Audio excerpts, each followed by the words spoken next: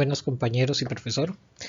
El tema que a mí me corresponde es suelos y drenaje y vamos a ver un poco acerca de la relación que tienen estas dos y la importancia que tiene la conexión entre ellas. Mi nombre es Álvaro Villalobos y vamos a iniciar. Para dar inicio a la presentación vamos a empezar con el tema de suelos y de ahí cómo se va a ir relacionando este con el drenaje.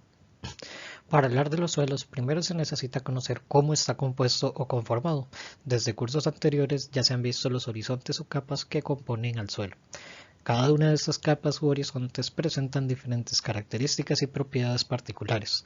Esto hace que puedan afectar cómo se desarrolla un cultivo en este suelo de alguna forma.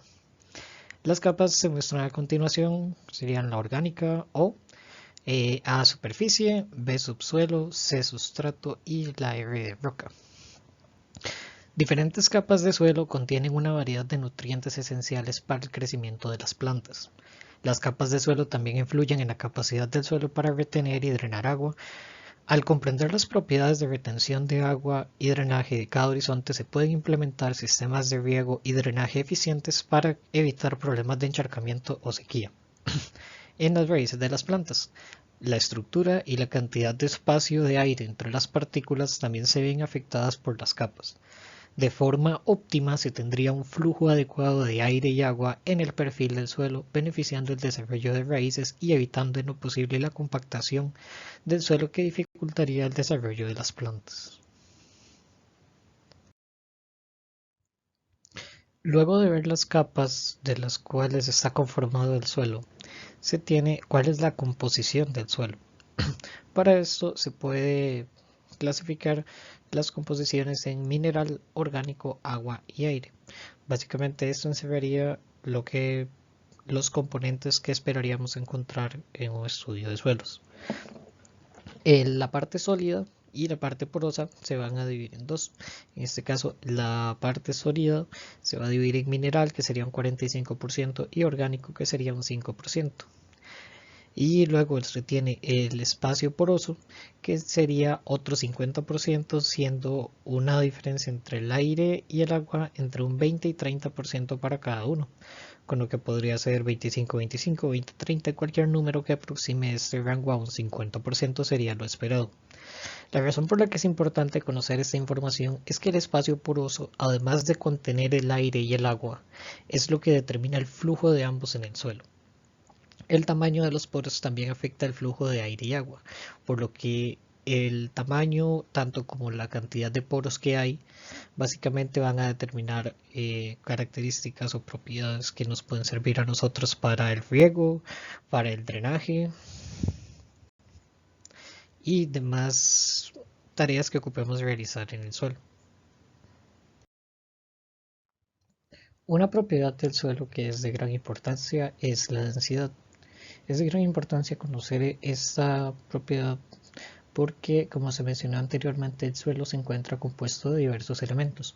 Para el cálculo de la densidad se requiere básicamente solo la masa y el volumen del suelo, pero cabe contemplar que se tienen dos tipos de densidades. Ambas tienen distintos usos, las fórmulas en las que se utilizan y los cálculos que se realizan con ellas también son diferentes, así que se debe saber con cuál se está trabajando para poder tener los resultados esperados.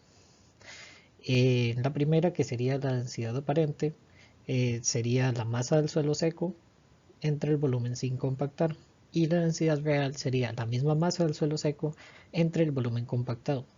Este volumen compactado es ya considerando que se eliminaron, por decirlo así, los poros. Entonces sería el volumen que se puede observar en el lado izquierdo como el volumen del sólido.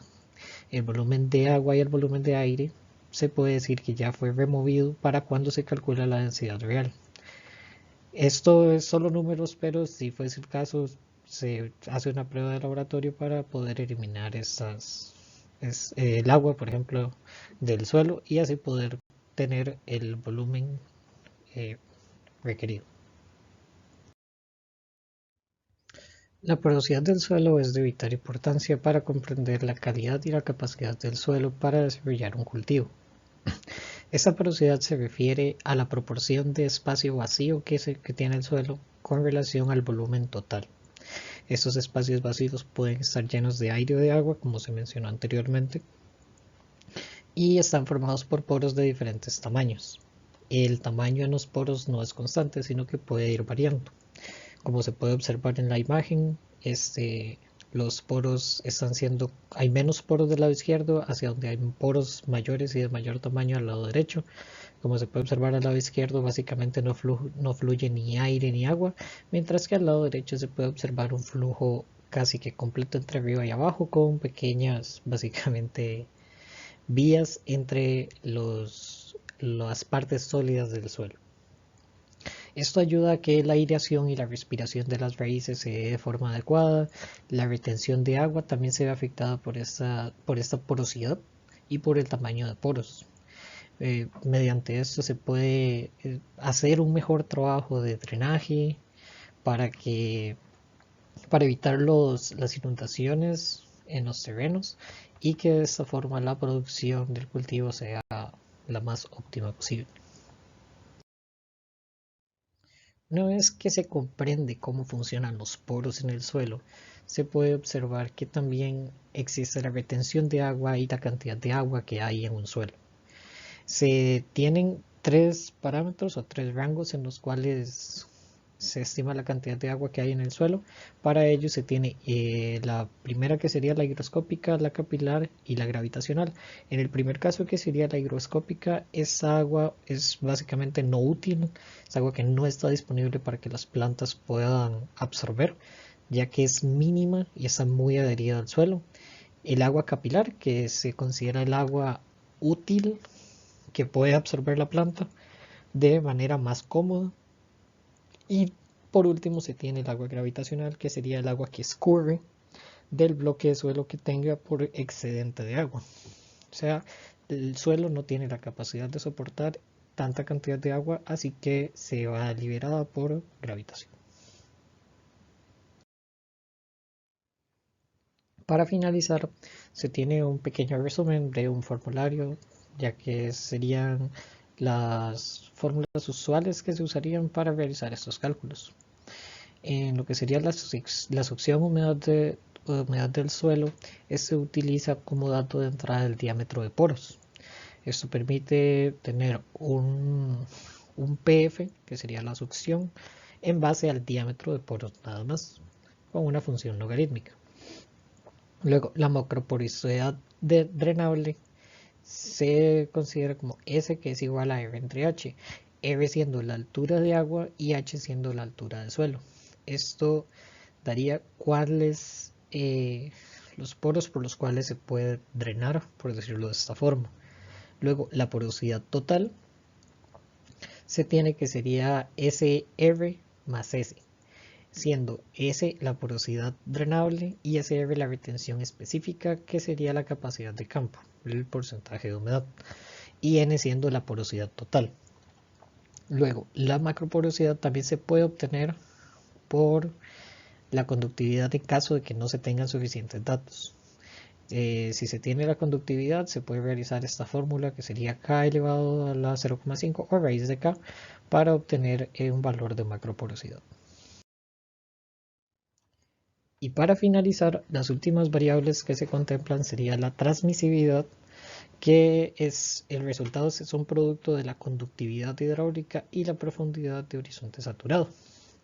Luego se tiene también la resistencia hidráulica o vertical, que sería C, que sería la variable de resistencia hidráulica, que sería igual a una división entre la profundidad del horizonte saturado entre la conductividad hidráulica vertical.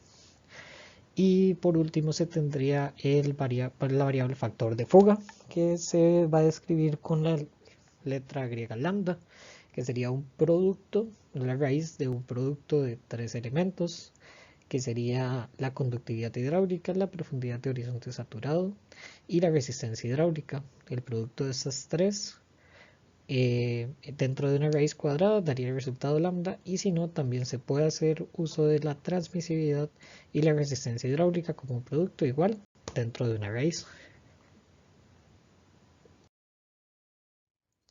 Muchas gracias por su atención. Aquí concluiría mi presentación de suelos y drenaje. Nada más a manera de cerrar, Recordar que estos dos temas en realidad están totalmente relacionados, ya que el suelo afecta cómo va a funcionar el drenaje directamente, con lo que estos no pueden separarse a la hora del estudio, se tienen que contemplar básicamente juntos. Muchas gracias.